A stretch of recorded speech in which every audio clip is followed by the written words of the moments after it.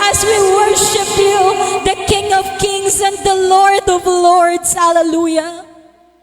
We praise your name, for you are worthy of all praise, God.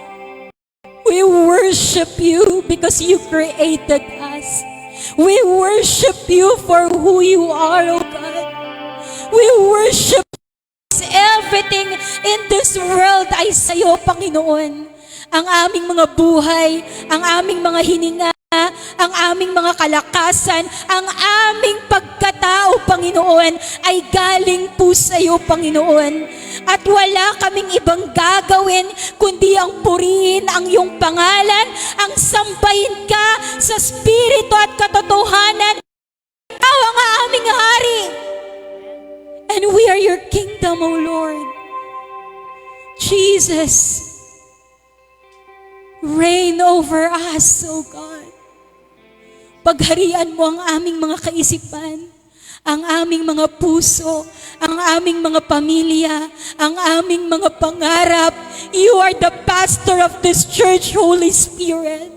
And we ask, oh God, that you open every ears and every heart, Lord God, na kapag nagsalita ng iyong lingkod, hindi tao ang maririnig. But we want to hear from you, Holy Spirit. We want to hear your voice. We want to hear your word, God. The heavenly wisdom, the heavenly power, the divine anointing, oh God, ay marireceive ng bawat isa. As we exalt you in our lives, walang ibang bida sa lugar na ito, ikaw, Panginoon. Walang ibang pag-uusapan kundi ikaw, Panginoon. Ikaw ang hari ng iglesyang ito, Panginoon. You are the King of this church at kami po'y pagmamay-ari mo, Panginoon. We are your people and continue to inhabit in the praises of your people, Panginoon. Kami po'y nasasakupan mo at kami po'y nagpapasa sa kapangyarihan ng iyong anak na noong Jesucristo. Hallelujah. Marami pong salamat. Kinikilala ka po namin, Holy Spirit. Be our preacher this morning, O God. Purihin ang iyong pangalan. Magmula sa pinakamatanda hanggang sa pinakabata, maririnig ang boses mo, Panginoon. Purihin ang iyong pangalan. Purihin ang iyong dakilang pangalan, Panginoong Yesus. We love you, Jesus. We love you, Father. We love you, Holy Spirit. And this we ask in Jesus' name we pray. Amen and amen. To God be all the glory. Glory. Palakpakan po natin ang Panginoon. Praise God. Yung malakas nga pong palakpak that God deserves. Amen. Hallelujah. Ayan, so yung mga bata po na gusto na pong maki-join sa kids ministry, you are welcome there. Ayan, exit silently para hindi po tayo disturbance. And yan, dahil praise the Lord, sabihin mo nga sa katabi mo, masaya ako. Dahil nandito ka ngayon. Pwede po ba nating bigyan? Pwede ba tayong tumayo ulit? Tapos palakpakan natin ng malakas ang Panginoong Hesus. In 1, 2, 3, come on! Let's clap our hands to the living God. Hallelujah! Yes, Jesus! Hallelujah, hallelujah, hallelujah. Pwede na po tayong umupo, purihin ang ating Panginoon. Kami po'y nagagalak. Ayan ang prayer namin kahapon. Sabi namin, Lord, punuin mo ang simbahan mo. Amen! Punuhin mo, Lord God, ang iyong bahay pa ng ilan na lang po. Walang upuan. Ang walang nakaupo. Ilan na lang empty chair, sabihin mo sa katabi mo, punuin natin. Hindi lang ang simbahan ng Panginoon, kundi ang langit. Amen. Amen po ba? Praise the Lord, praise the Lord. Kaya sa umaga pong ito ang atin pong tema. Let us read. In 1, 2, 3. Amen. So ito po yung paulit-ulit nating pag-uusapan sa buong buwan kung paano maitatag ang kaharian ng Panginoon. sa buhay mo at sa buhay ko. Amen. Because kung hindi pa naghahari ang Diyos sa buhay mo, then this is the time. Amen. Na paghariin natin. So may tanong po dyan, pa-next po ako. Who is your king? Tanungin mo nga yung katabi mo, who is your king? Anong sinabi niya? Totoo ba? Amen. Diba? Who is your king? And who is a king? Because hindi mo mabibuild ang kingdom ng Panginoon kung hindi mo kilala ang hari ng buhay mo. Tama po. Mahirap ikwento ang buhay ng isang tao kung wala kang alam patungkol sa kanya. Wala kang personal relationship sa kanya. Hindi ko pwedeng ikwento ang buhay ni Kuya Per kasi hindi ko naman siya lubusang kilala. Hindi ko nga alam ang favorite color niya eh. Siguro blue anak or red. O baka pink kasi naka-pink ka ngayon. Diba? Hindi natin alam. Mahirap ikwento kung sino ang isang tao kung wala kang ugnayan sa hindi. Amen. So, tayo po kapag sinasabi po natin, Jesus is your King, Jesus is my King, tatanungin kita ngayon, is Jesus in your life? Jesus. Tinulit mo lang. Kung tatanungin ka ngayon, who is Jesus in your life, anak? King. He is the King. Ano pa? Kung tatanungin ko po kayo, nanay, who is Jesus in your life? He is my Savior. Amen. Ikaw. Ayan, copy-paste. Kung tatanungin ka, kung wala kang masyadong sasabihin, ibig sabihin, hindi mo pa masyadong kilala ang King mo. Kaya gusto kong sabihin sa inyo, gusto ko pa siyang ipakilala sa inyo. Amen. Amen. This is our King. Tingnan po natin yung picture. The one who died on the cross. Naintindihan mo ba kung paano naging hari ang Diyos ng buhay mo? Yung hari, pa-next po ako, kapag hari ka ng mundong ito ang corona mo, tama ba?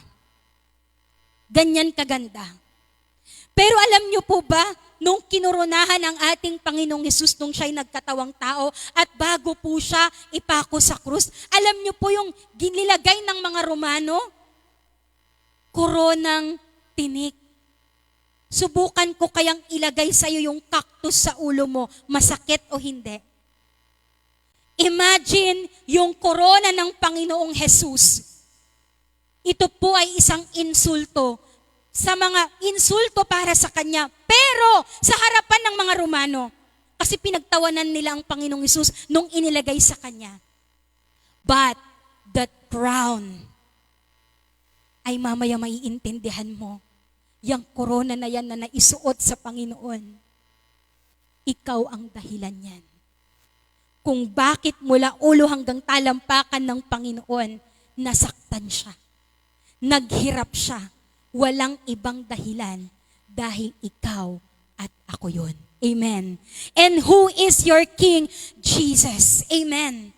So ang tanong, kung siya ang King mo, sabi ni nanay, o pa-next na po ako, nasabi ko na ito, you should know who He is in your life. Kaya kapag tinatanong ka, sino ba si Jesus? Then who is Jesus? Pa-next po ako, what He gives to those who believes. Diba? Ano ba yung ino-offer niya? Ano ba yung pinapangako niya sa mga tumatanggap at nagkakaroon ng relasyon sa Kanya? Number 1, yung sagot ni nanay, Jesus is your Savior. Amen. Sabihin mo sa katabi mo, Jesus is your Savior. Kung alam mong niligtas ka ng Panginoon, paano mo siya naging Savior? Paano? Kasi madaling sabihin that Jesus is your Savior, pero ang tanong, paano mo siya naging manliligtas? Ito po letter A, because He paid the penalty of your sins and He set you free from its bondage. Kaya siya naging tagapagligtas ng buhay mo dahil in Colossians chapter 1:13 to 14, po natin in 1, 2, 3, iniligtas niya tayo sa kapangyarihan ng kadiliman at inilipat sa kaharian ng kanyang minamahal na anak na nagpalaya at nagdulot sa atin ng kapatawaran sa ating mga kasalanan. Saan ka niligtas ng Panginoon?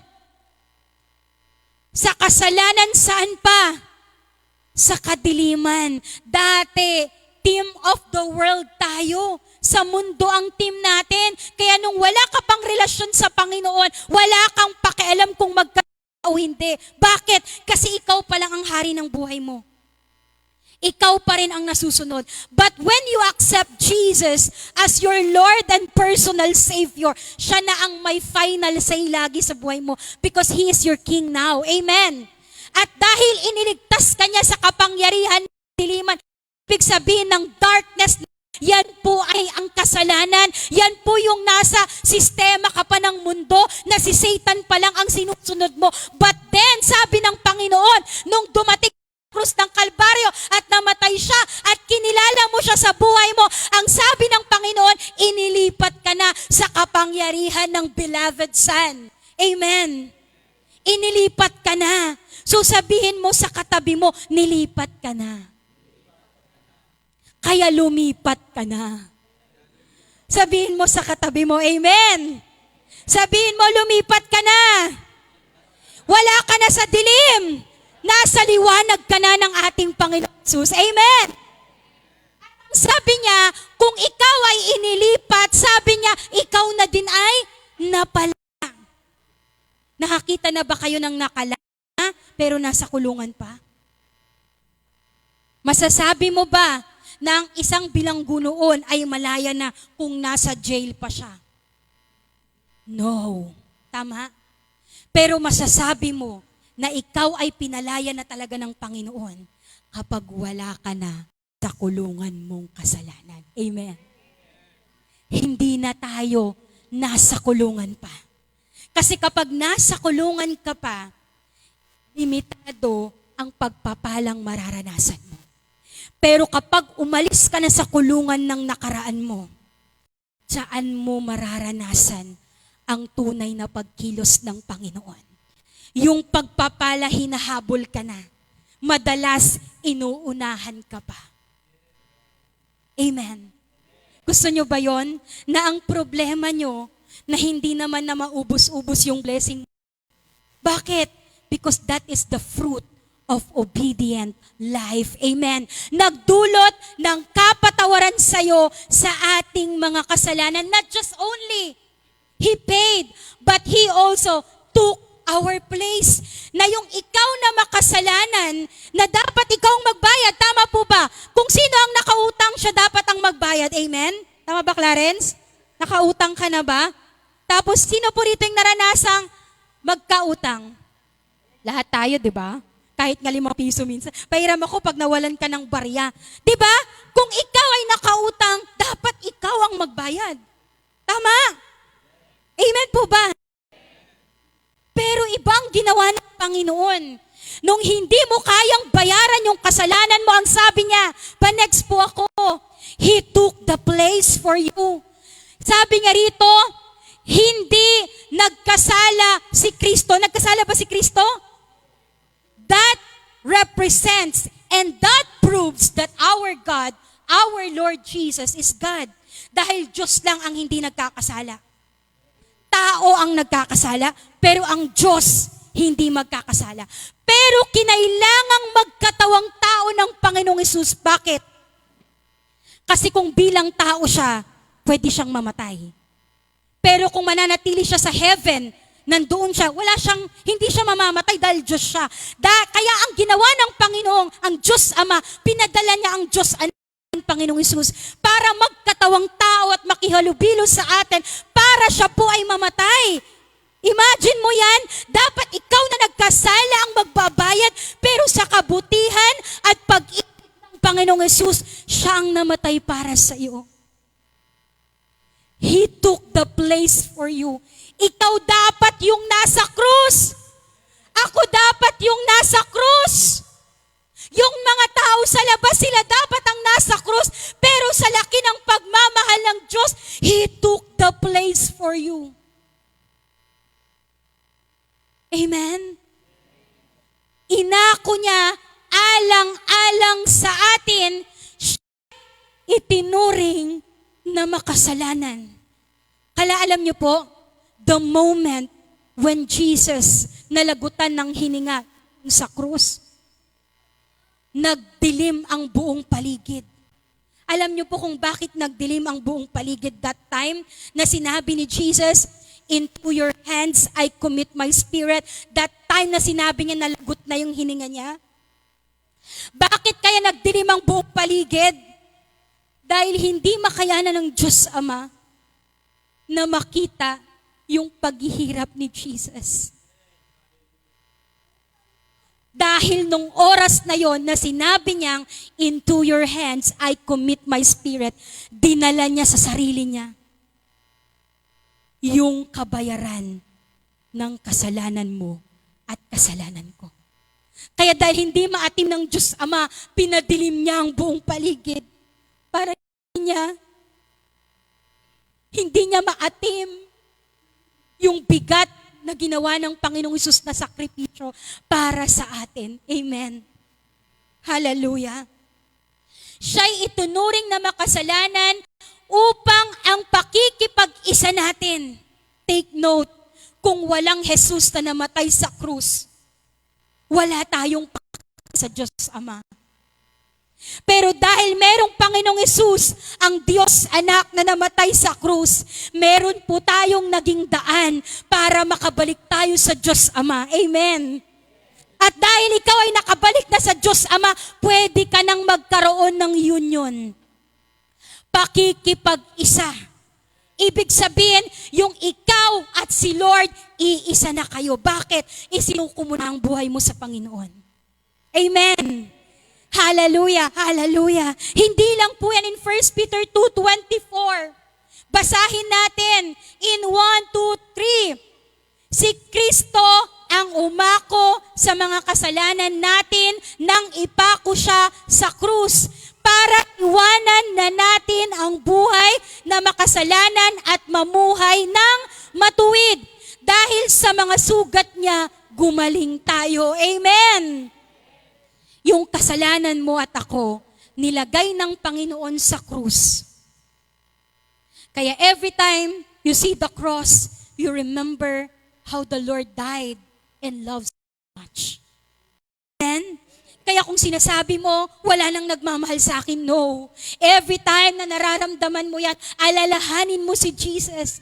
He died for you. Amen. Amen po ba? At ang sabi niya, kaya siya namatay sa krus para ano? Anong iiwan mo? Anong iiwan mo? Ang sabi niya, iwan na natin ang buhay na makasalanan. Ibig sabihin, yan yung buhay na sinasadya mo pa rin magkasala. Iba ang buhay na nagkakamali sa buhay na hanggang ngayon sinasadya mong magkasala at saktan ang puso ng Panginoon. That is a big difference. Kaya ang sabi ng Panginoon, lisanin mo na, sabi mo sa katabi mo, umalis ka na dyan. Iwan mo na. Sige, tapin mo pa siya. Iwan na natin. Sukuan na natin yan. Talikuran mo na yung nakaraan mo. Amen. Hindi mo kayang alisin yung bisyo mo. Hindi mo kayang alisin yung addiction mo, pero kayang alisin niya ng Panginoon. Amen. Kasalanan, bayad na po. So kung bayad na, pwede ka nang makalaya. Amen. Si Lord ang mag-aalis ng pagmumura mo. Hindi mo kayang alisin yan, pero kayang alisin ng Panginoon. Amen.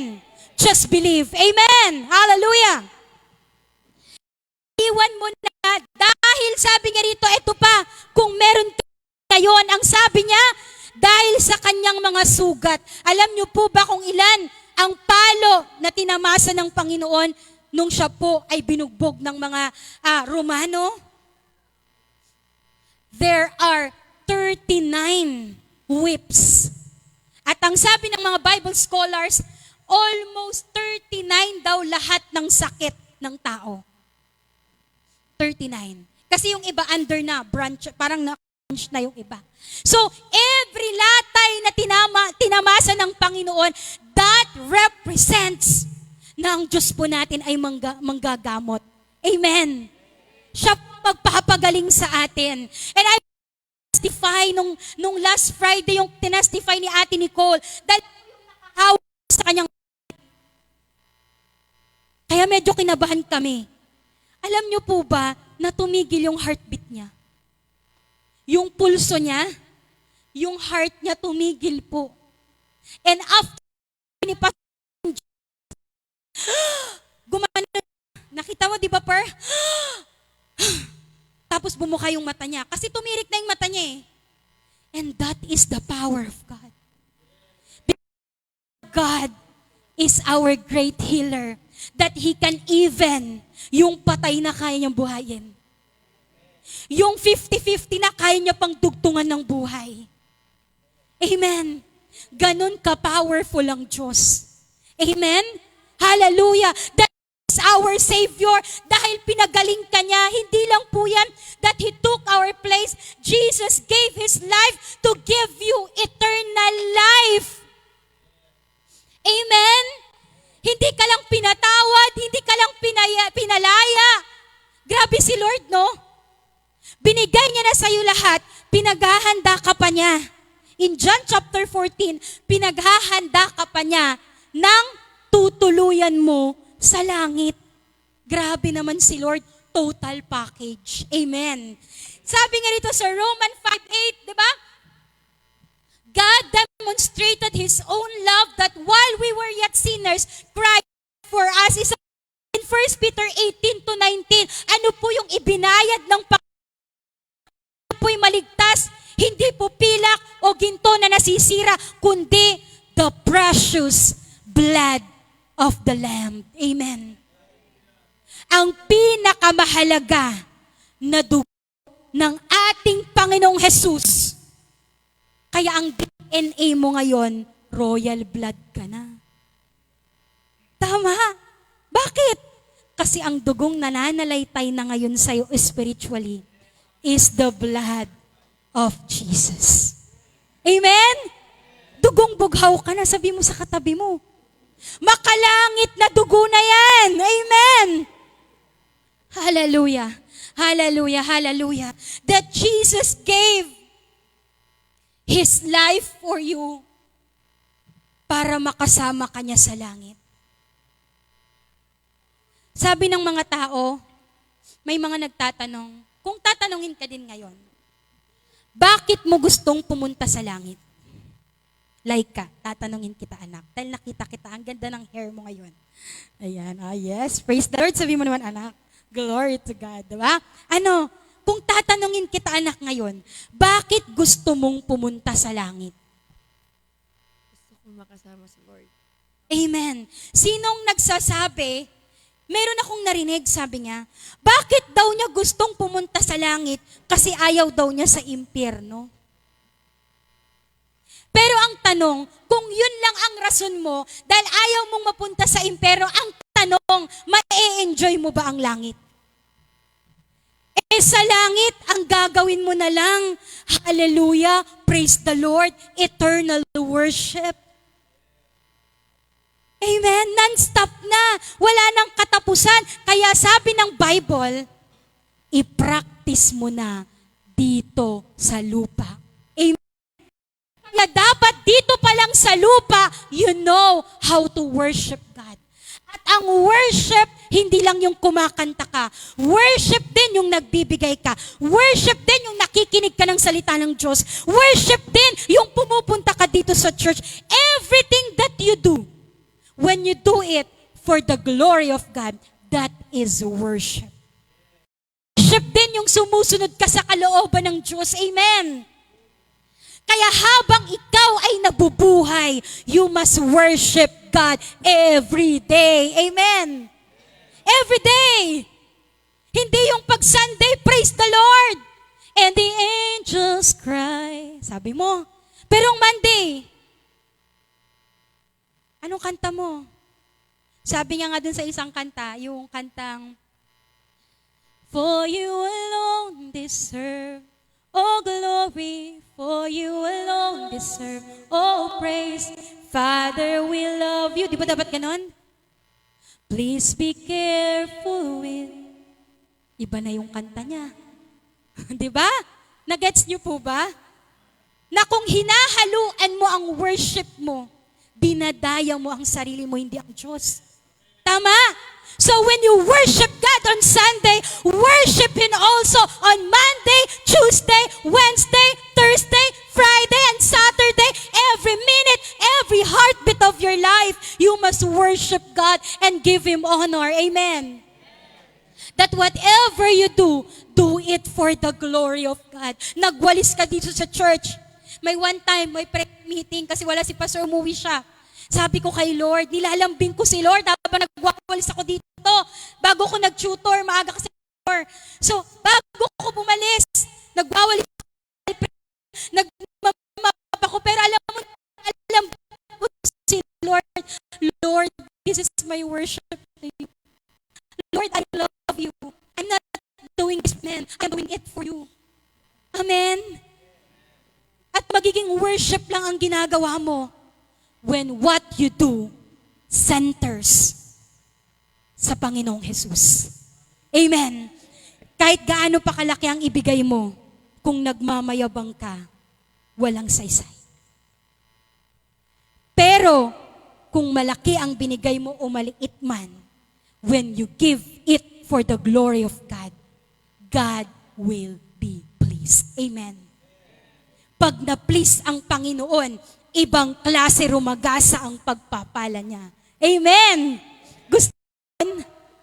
Gustong-gusto ko yon. Kung ayaw nyo, kayo dyan. Ako, gusto ko yon. Kaya every time you agree with the preacher, you say, Amen! Ayaw ko yung mga kapatiran na ang ganda-ganda ng sinasabi ng salita ng Diyos, hindi nag-a-agree. Kasi kung hindi ka nag-a-agree, hindi mangyayari sa buhay mo. That's why every time you agree with the Word of God, you say, Amen. You say, Glory to God. You say, Praise the Lord. At yung mga salitang yan, that is heavenly words. Kaya huwag kang hiya na sinasabi mo, nasa labas ka, kinumusta ka, kumusta ka na sister, eto mabuti ang buhay ko, purihin ng Diyos. Dapat ganun. Amen, hindi tayo nahihiya. Kaya sa post, sa page natin, dahil hindi ka nahiyang Kristiyano ka, at sinasabi mong ikaw ay anak ng Diyos, kapag shinare mo yung post ng page, sinong pinapakilala mo? Si Jesus. Pakitaas po ang kamay ng mga nag-share ng page natin. Young people, sabihin mo sa katabi mo kung hindi niya ginagawa, gumising na tayo. Mag-share na tayo. Bakit? Ngayon po ang salvation, pinapalaganap na online. Napakadamot mo naman, isang click na nga lang. Nakapag-share ka na, hindi pa natin magawa. Pero yung picture mo, flex ka ng flex. Lahat na ng post, 1,000 pictures na na-post mo na. Samantalang yung page, isang click lang. Isa na nga lang you cannot do. Then you say, Jesus is your King. Kaya simula ngayon sabi mo sa katabi mo, makikiisa na ako. Kaya kung ayaw niya, bahala siya, ayaw niya ng blessing. Amen. Ako gusto ko ng blessing. That's why I will do. Not because gusto mong sumikat. No, that's not the reason. Gusto mong pasikatin ang Panginoong Jesus. Because every time they read, remember, Sis Cherry, siya po ay bunga ng online live natin. At may mga dumalo dito dahil nakikita lang yung post ng church, uma-attend. Grabe yung impact. Amen? Kaya yan yung simplest way na kakapag-evangelize na rin tayo. Amen! Palakpakan natin ang Panginoon. Pumalakpak po ang mga mag-simula ngayon. Amen! Purihin ang Panginoon. Jesus is not only your Savior. Jesus is your... Ano sabi niya nun? Source of everything na tinatawag the sovereign God. Siya yung pinakamakapangyarihan sa lahat. At even David na maraming kingdom, wala maikukumpara compared sa Panginoon. Kaya even David sabi niya, Lord, who am I that you bless me so much? Si David na napakaraming yaman, narinig ko dun sa isang pastor, sabi niya, alam niyo po ba yung temple kung ilan po ang dinonate ni David? Grabe, sabi ko nga, grabe. Alam niyo po kung magkano yung amount, sabi ng mga Bible scholars, kung ilan ang dinonate niyang pera nung itong temple ng Diyos? He gave. Sino makakahula? Taas ang kamay. May blessing. O, hula na. Di ba? Sasagutan ko na. Share it na ba? Alam niyo po magkano? $200 billion. $200 billion. Pero siya na sobrang pinayaman ng Panginoon, nakita niya, Lord, who am I? Nanliit siya sa sarili niya kasi nakita niya gano'ng kalaki ang Diyos. From being pastol, naging billionaire. Take note, not peso, dollars pa. Dolyar. Amen? Every time you humble yourself before God, God will exalt you. Amen? Amen! Grabe. Jesus is the source of everything. Colossians chapter 1, 16 to 17. Napakalinaw. Basahin po natin in 1:3. Sapagkat sa pamamagitan niya, nasa langit, nasa lupa, nakikita man o hindi, pati ang mga espiritual na kapangyarihan, paghahari, ay nilikha ng Diyos sa pamamagitan niya at para sa Kanya. Siya ang una sa lahat at ang buong sansinukob ay nananatiling nasa kayusan sa pamamagitan niya. Paano nilikha ang mundo? Sa pamamagitan ng Panginoong Hesus. Kaya sabi ng Genesis chapter 1, di ba? Ano sabi niya doon? Sa verse 2, sa simula pa, yes, in the beginning, God created heavens and earth. So verse 2, then God said, let there be light.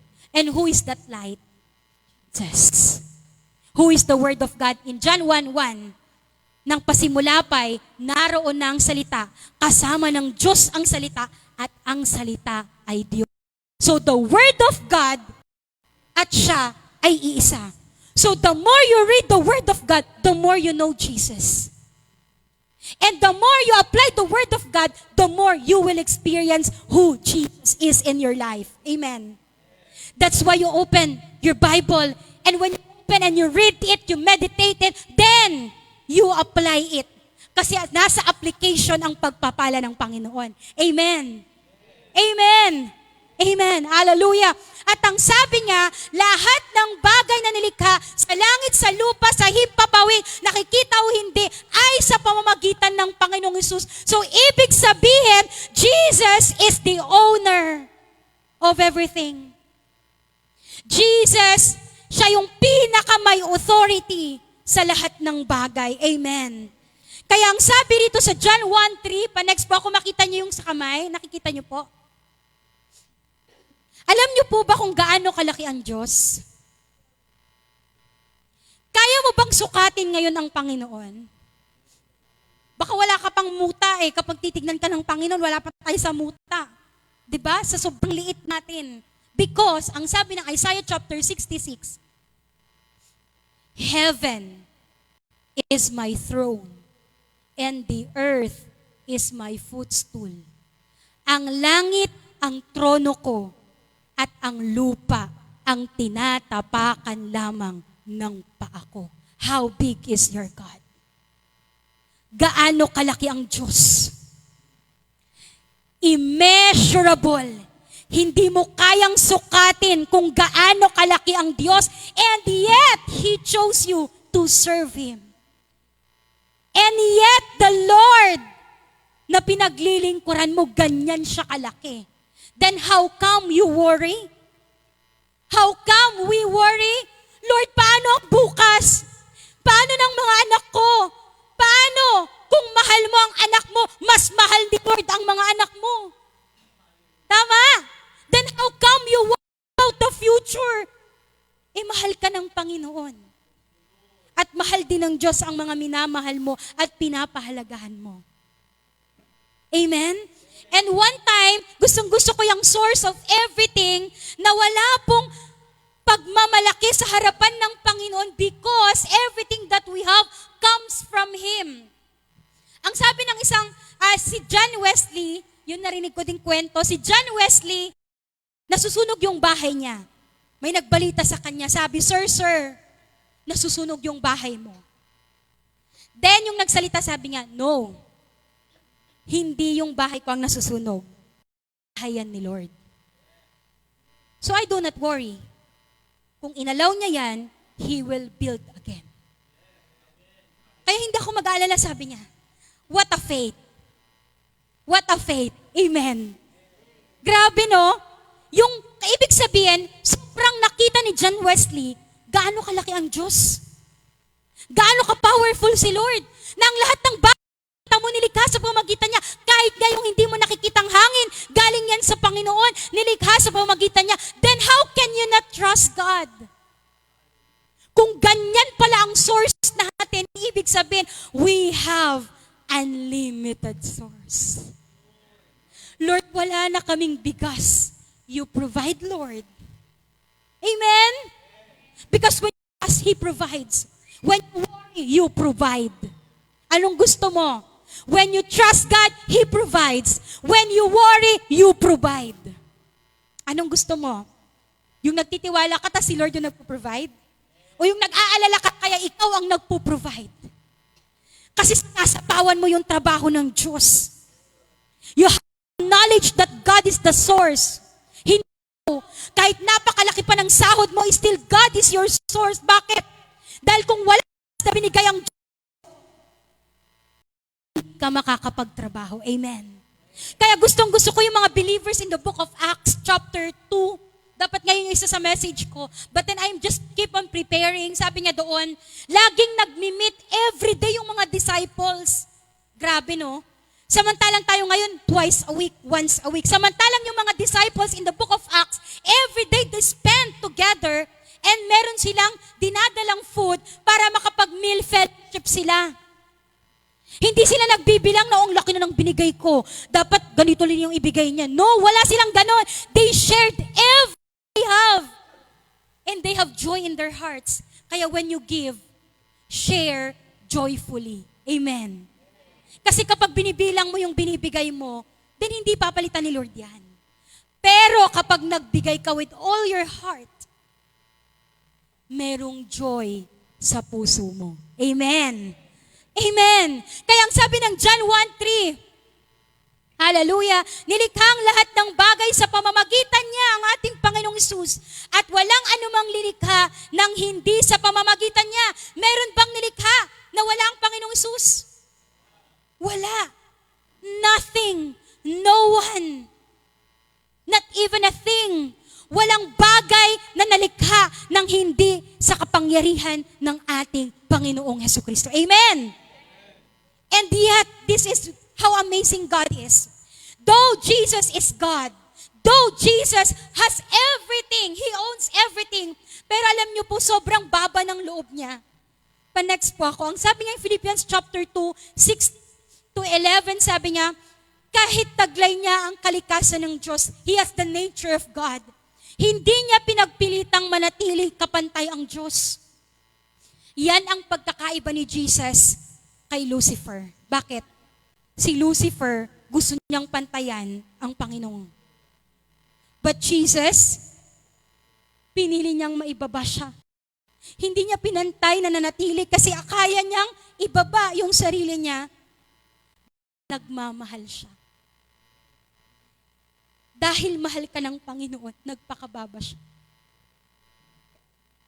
And when you love God, alam mo ring magpakababa sa harapan ng Panginoon. Kaya mong magpakababa sa harapan ng ibang tao because you love God. Amen? Kung ang Diyos natin mapagpakumbaba, kahit sinaktan, dinuraan, tinadyakan, pinahako sa krus, hindi siya nagmataas. Hindi siya nagmayabang. Na sinabi niya, ako yung Diyos eh. Bakit di niyo ako sinusunod? No. He humbled himself before God. Hindi siya nagpa-acknowledge.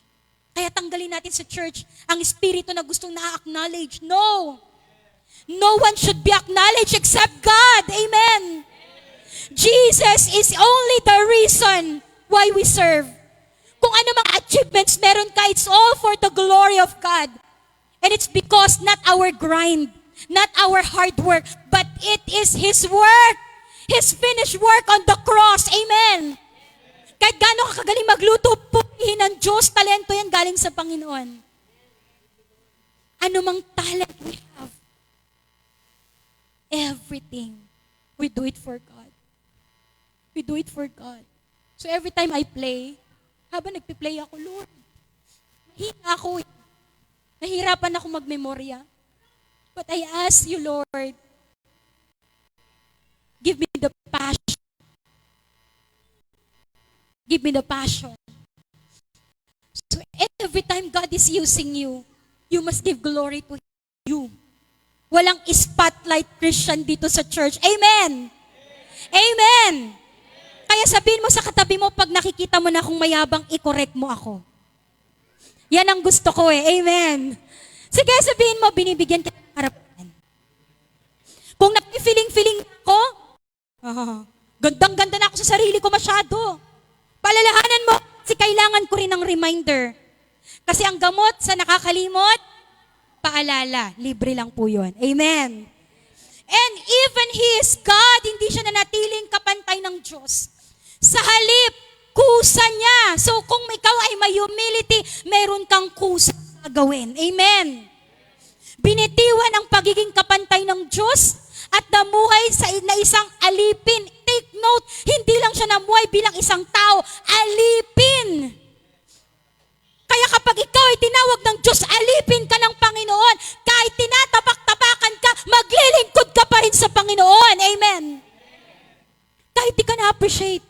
Because you are not after appreciation of men.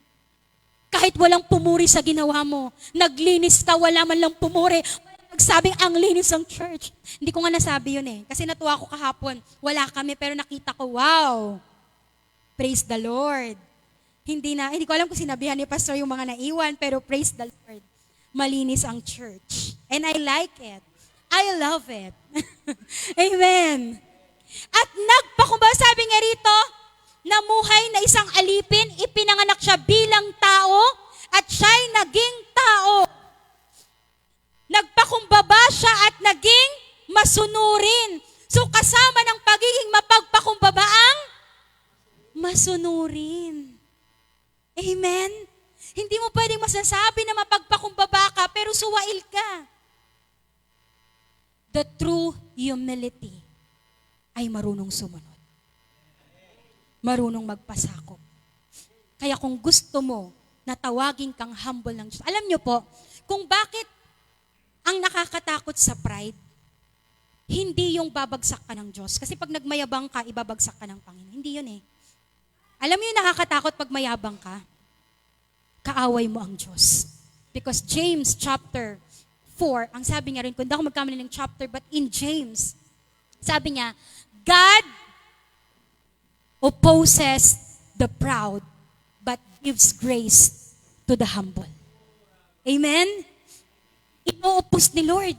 Ibig sabihin, pag nagmamayabang na tayo, nagpapasikat na tayo, nakikita niya na mayabang ng puso natin, kalaban na pala natin ang Panginoon. Hindi si leader, hindi si pastor ang kalaban mo. Si Lord. Gusto mo bang kalaban ng Diyos? Nakakatakot.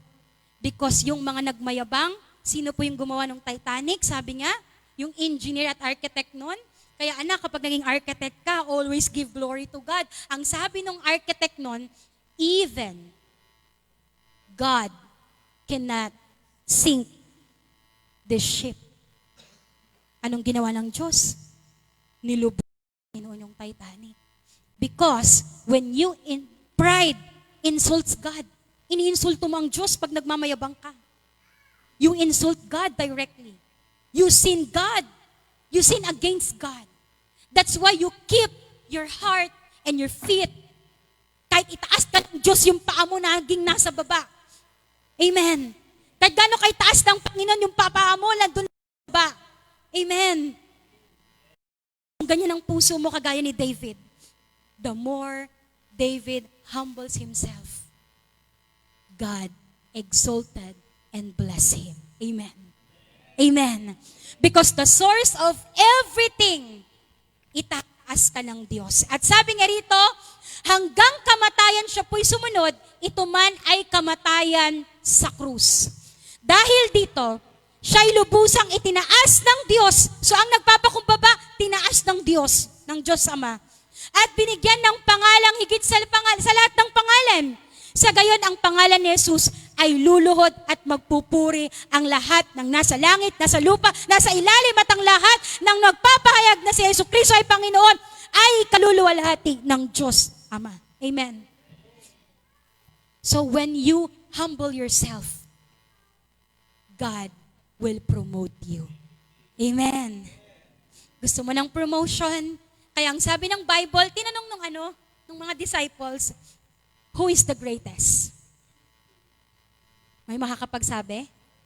Anong sabi? Tinanong ng mga disciples kasi sila gusto nilang pumunta sa kanan at kaliwa ni Jesus. Kaso sabi nila, who is the greatest? Sino ang pinakadakila? Anong sagot ni Jesus?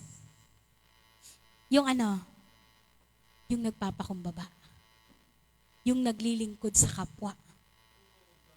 The one who wants to serve everyone. Kaya pag naglingkod ka, huwag mong piliin yung paglilingkuran mo. Paglingkuran mo lahat. Just like we have done here. Kahit ano pa yan, kahit may mga kalyo pa yan.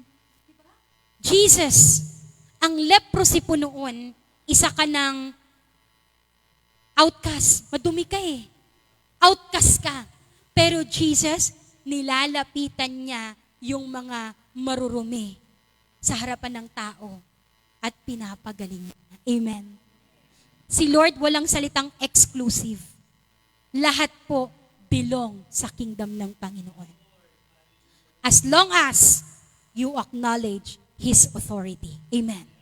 Kung ginagalang mo ang Diyos, i-honor ka ng Panginoon. Amen po ba? That's why everything we have galing sa Panginoon. And lastly, when Jesus is our everything, ayan, sabi niya dun sa next pa ako, maganda yan sa Romans, sabi niya, sapagkat ang lahat ng bagay ay mula sa Kanya at sa pamamagitan niya at pag-aari niya. So, ibig sabihin niyang katabi mo, pagmamayari din yan, Diyos. Sabihin mo, pagmamayari ka ng Panginoon. Kaya kapag may talent ka, ibigay mo sa Panginoon. Amen. Huwag mo itago. Amen. Kung ano yung binigay ni Lord sa'yo, gamitin mo. And lastly, who is Jesus? He's not only the Savior, but He is also the satisfier. Nakita niyo yung picture? Kapag ilalagay mo yung wealth, hindi ka masasatisfy. Yung fame, yung relasyon mo sa tao, yung iba kasi, sabi nila, kailangan kong magka-love life para mabuo ako. Paano ka bubuuin ng kapwa mo? Broken din siya. Broken plus broken equals brokenness. Tapos gusto mo, kailangan din niya kasi ako minamahal. Kaya kung hindi ako kompleto, grabe naman. No. The person cannot complete you. Only God can complete you. Amen. Kaya kahit di ka crush ng crush mo, okay lang yun. Basta may Jesus ka. Amen? Not wealth, not fame, not relationship, not success. Kahit gaano ka pa ka-successful, tandaan nyo to. Many are successful but without contentment. Pwede kang maging successful. Pwede kang maging matagumpay. Pero ang tanong, ito ka na ba sa buhay? No. Even the worldly pleasures, alam niyo po sa pleasures, nakakatakot yan. And not even the possessions, except Jesus. Kaya sabi mo sa katabi mo, si Jesus ang bubuo sa'yo. Mali yung sa mag-asawa na, you complete me. No! Pastor Jen did not complete me because I am already complete and whole. Because of Jesus. Kaya hindi love life. Hindi po sakit ang maging single. Amen? Hindi yan sakit. At wala din pong deadline. Di ba nanay? Walang deadline. Kaya huwag tayong magmadali. Amen. Jesus is the one who can satisfy your heart, your soul. Amen. Satisfaction means contentment, fulfillment. Kaya kapag meron na sa'yo si Jesus, grabe Lord. Kahit kamote lang yung ulam ko, parang lechon. Bakit? Because there is joy in my heart because of you, Jesus. Amen? Hindi porket lechon, grabe ang haba ng prayer mo. Nung karing, ang iksi. Thank you, Lord na lang. No, ibig sabihin, dahil lang sa pagkain, no. Your joy doesn't come from your blessings. Your joy comes from knowing Jesus and found joy in the presence of God. Amen. Kaya kahit may pinagdadaanan, Lord, hallelujah. Kahit may pinagdadaanan, galak ka pa rin. Kaya yun yung nakikita ko, praise the Lord, nung kay Kuya Manso, nung nasa hospital siya, parang wala siya sa hospital. Bakit? Nung crusade. Kasi nakakapag-post pa siya. Di ba kung nagdadrama na si Kuya Manso doon, ala, hindi na pinabayaan na yata ako ni Lord. Hindi eh. Still God is good. Di ba, Kuya? God is still good. Kahit bad ang situation po natin. Amen. Because God's situation is testimony. Amen. There is breakthrough. Hallelujah. At sa mga tao na nakaranas nito, sabi ng Psalm 90:14, satisfy us in the morning. So, kapag meron kang Jesus, umaga pa lang, Lord, I am satisfied na agad. Amen? Hindi lang si David, pa next pa po ako. With long life, hindi lahat ng humaba ang buhay satisfied. Pero dahil may Jesus ka, papahabain niya yung buhay mo at isa-satisfy ka all the days of your life that you live on earth. Amen. Masayang masaya ka. Sino pa? Sabi pa ni Jeremiah, I will satisfy the weary soul. Yung mga pagod, yung pagal, yung soul. Ano? Panginoon, isa-satisfy din niya. Next pa ako, sabi ni Isaiah, He will satisfy your needs. May pangangailangan katabi mo. God will satisfy you. Kasi sabi ng Philippians chapter 4:11 to 12, sabi ni Apostol Pablo, I have learned to be content. Natututunan po ang pagiging kontento. Ibig bang sabihin, huwag ka nang mangarap? No! Ang ibig sabihin diyan, that at every situation that you are in, whether you are in abundance, plenty, or loss, lahat ng negative or positive man yung sitwasyon mo, still, kontento ka na alam mo that all things work together for good to those who love God. Amen. Na kung ano yung ginagawa ng Diyos, lahat yan mabuti para sa'yo. Kahit hindi ka pa komportable. Amen. And Job 36:11, at ito po ang gusto kong iparanas ng Diyos sa atin. Basahin po natin and we will declare it in 1, 2, 3.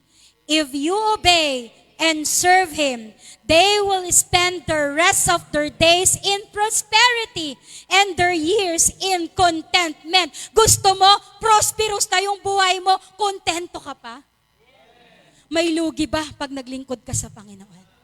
May lugi ba kapag meron kang Jesus? Sino ang lugi? Sila. Kasi hindi tayo. Amen. Pero yung mga nalulugi, dalhin natin dito sa church. Amen. Para makaranas din sila ng prosperity ng Panginoon. And prosperity doesn't only include material. Maraming pinagpalang material, pero ang tanong, happy ka ba? Lugi ka pa rin. Amen? You can have the wealth and success, but no contentment because only Jesus can give you true satisfaction. Kaya sabi niya rito, God will reveal Himself to those who seek Him wholeheartedly by prayer and the words of God. Kaya as our conclusion, the more you know God, the more you can trust Him, love Him.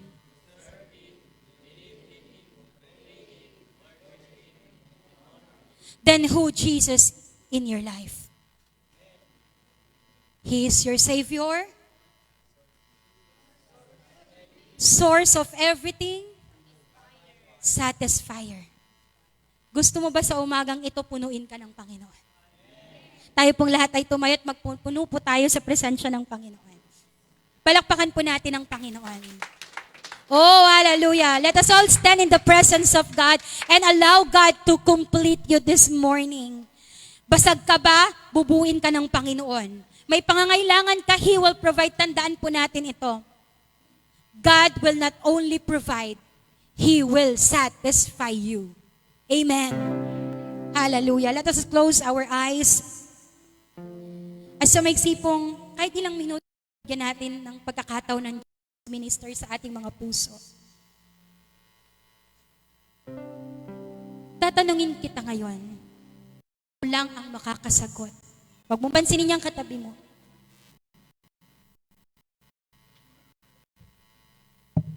Who is your King?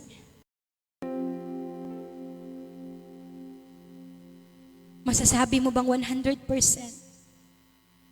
inalaw mo na si Jesus na maging hari ng buhay mo? When you serve God, when you follow God, di ibig sabihin di ka perfect ka na, no. Alam niyo, ang sarap pag ginawa mong hari ang Diyos, every time na nadadapa ka, binabangon ka ng Panginoon. Every time na nagkakamali ka, tinutuwid ka ng Panginoon. Every time na nanghihina ka, pinapalakas ka ng Panginoon. Kasi hari mo siya. At ang isang mabuting hari, hindi niya pababayaan ang kanyang nasasakupan. And when you allow Jesus to be the King of your life, He will be your Savior. He will be your source. May pangangailangan ka. Minsan sa mag-asawa, sasabihin mo, Lord, parang hindi na ako masaya sa marriage life ko. Maybe hindi problema yung partner mo. The problem is your heart. Dahil hinahanap mo sa asawa mo yung satisfaction. He cannot give it to you. She cannot give it to you. Only God can satisfy your heart. Kaya madalas nakikita natin yung pagkakamali ng bawat isa. Because we want the in the vacuum na hindi naman kayang punan. That's why kung ikaw nasa marriage life ka ngayon, you say, Lord, you fill my heart.